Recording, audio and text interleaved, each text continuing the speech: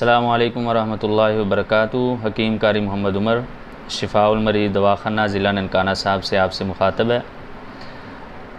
बच्चों के अंदर गर्मियों में अमूमन एक बीमारी पैदा हो जाती है फोड़े फिंसियों वाली।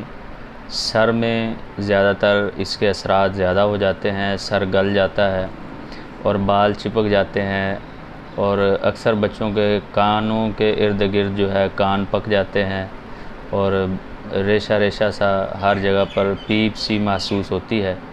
तो इसके लिए एक नहायत आसान नुस्खा जो हमारे उस्तादुल हुक्मा हकीम मोहम्मद शबीर साहब का ये नुस्खा है, उन्होंने हमें इरशाद फरमाया था। बहुत ही बेहतरीन नुस्खा है, मुजर्रब नुस्खा है। आप बनाएंगे इंशाल्लाह फ़ायदा उठाएंगे। जो हज़रात मेरे इस चैनल पर नए हैं उनसे दरख्वास्त है कि इस चैनल को सब्सक्राइब कर लें ताकि हर आने वाली वीडियो आप तक पहुंच सके और आप उससे फ़ायदा उठा सकें।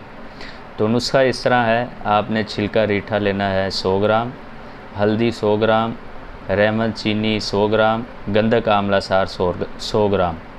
चारों चीज़ें आपने 100 ग्राम ले लेनी हैं और इनको अच्छी तरह साफ़ कर लेना है और साफ़ करके इनको पीस लेना है।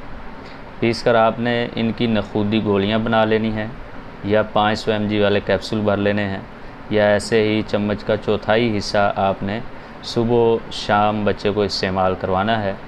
साथ में बच्चे की जितनी उम्र है उस उम्र के लिहाज से जो है बादामों की सरदाई आपने बनानी है, सिर्फ़ बादाम लेने हैं।